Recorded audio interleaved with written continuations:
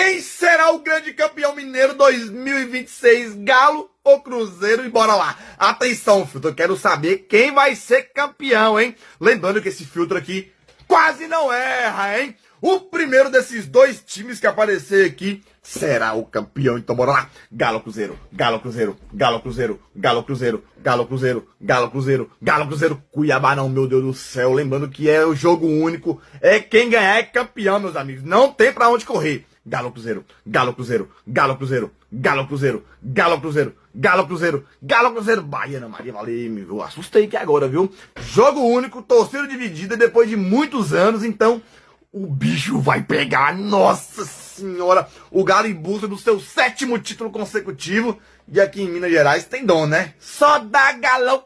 Galo Cruzeiro, Galo Cruzeiro, Galo Cruzeiro, Galo Cruzeiro, Galo Cruzeiro, Galo Cruzeiro. Cadê? Cadê?